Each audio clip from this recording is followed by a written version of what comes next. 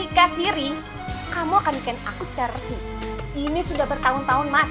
Mana janji kamu? Dengar ya baik-baik.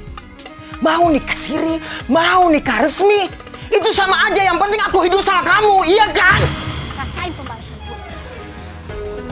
Sekarang, lu bakalan ngerasain penderitaan yang gue rasain sekarang.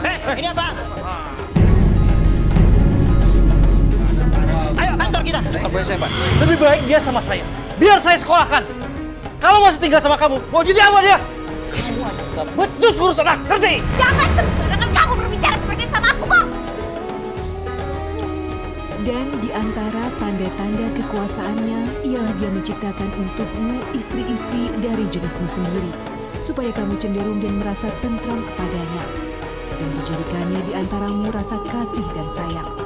Sesungguhnya, pada yang demikian itu benar-benar terdapat tanda-tanda bagi kaum yang berpikir.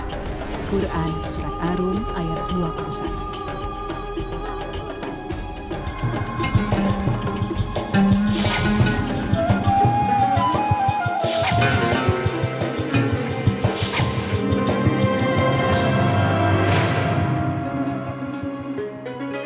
Assalamualaikum warahmatullahi wabarakatuh. Senang sekali rasanya saya Mario Weris kembali menjumpai Anda dalam acara Tawakal pada pagi hari ini.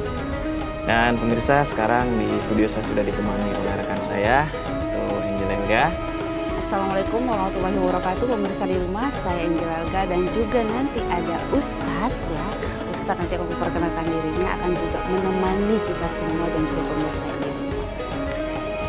Assalamualaikum Pak Ustadz. Waalaikumsalam. Bagaimana kabarnya Pak Ustadz? Alhamdulillah baik-baik Mas Mario. Ya, Jul. Ya, Pak Ustadz dan Angel, kita tadi sudah melihat cuplikan tentang permasalahan narasumber kita yang bernama Ibu Mutia. Ya, Ibu Mutia bisa coba jelaskan sedikit, ceritakan sedikit permasalahan Ibu Mutia di masa lalu. Assalamualaikum warahmatullahi wabarakatuh. Waalaikumsalam. Nama saya Mutia.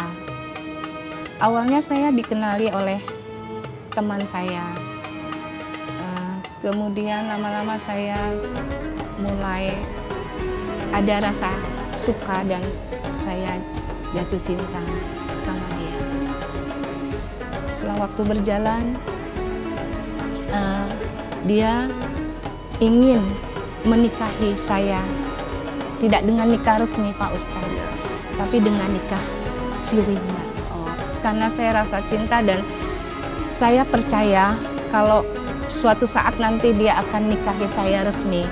Karena dia bilang dia harus kumpulin uang dulu Mbak, Pak Ustadz, untuk biaya nanti mungkin kita mau pesta gitu. Semuanya itu kan butuh biaya. Di situ saya tetap yakin bahwa dia tetap akan menikahi saya secara resmi. Gitu Mbak Angel.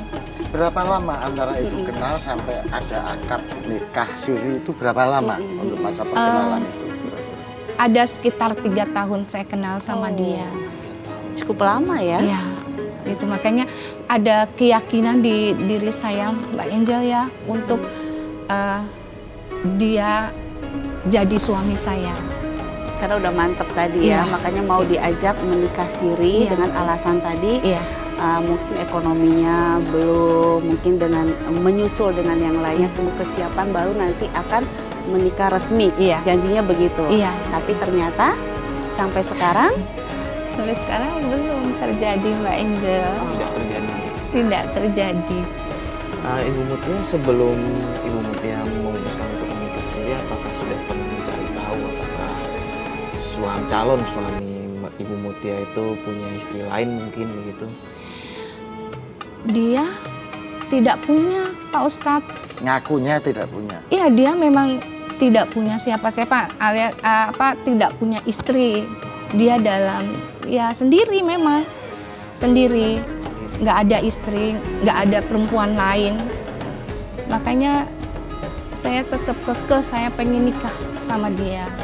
kalau gitu berarti kita tanya ke Pak Ustadz ya. Pak Ustadz, apakah boleh seorang perempuan gitu ya diajak menikah dengan alasan laki-lakinya belum siap gitu, dengan alasan oke, kita nikah siri dulu, jangan nikah resmi dulu kayak gitu? Nah, begini Mbak Angel ya, Ibu.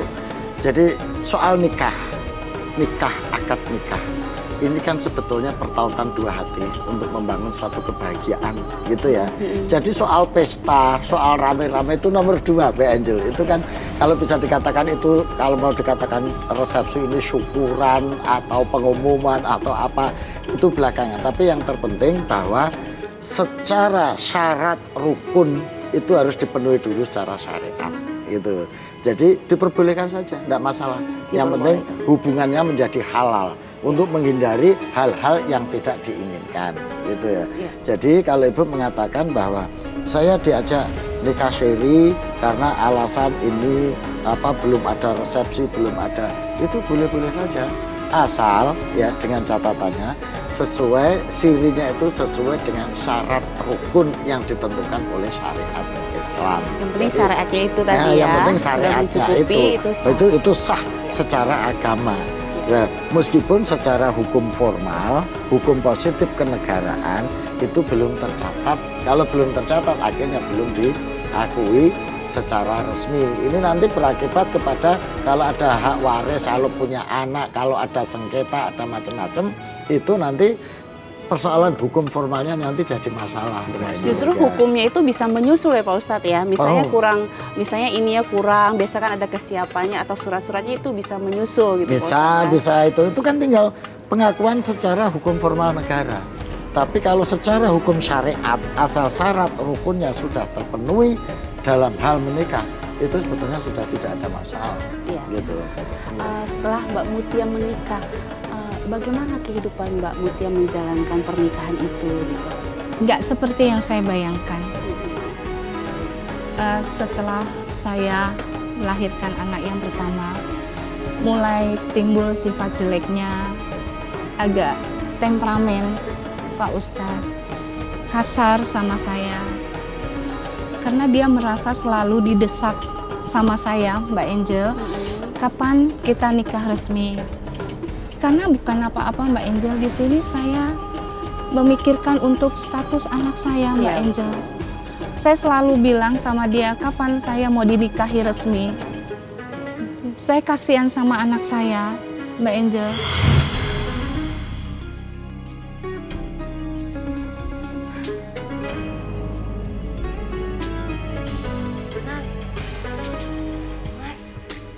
Kamu nikahin aku secara resmi, Mas?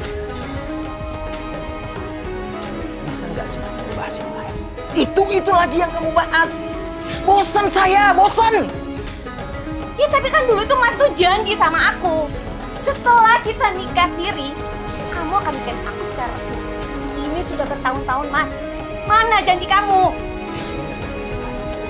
Mau nikah siri, mau nikah resmi, itu sama aja, yang penting aku hidup sama kamu, iya kan? Loh, kita itu punya anak, Mas. Dia juga butuh kepastian. Anak kita nggak bakalan bisa punya akte lahir kalau kita nggak menikah resmi. Dengar deh baik-baik ya. Lu bikin gak ada kejelasan. Setiap hari lu ngebahas nikah resmi, nikah siri. Itu sama aja, paham nggak? Nggak ada bedanya. Gue muak, tahu? Ya tapi saya juga butuh kepastian, Mas. Capek!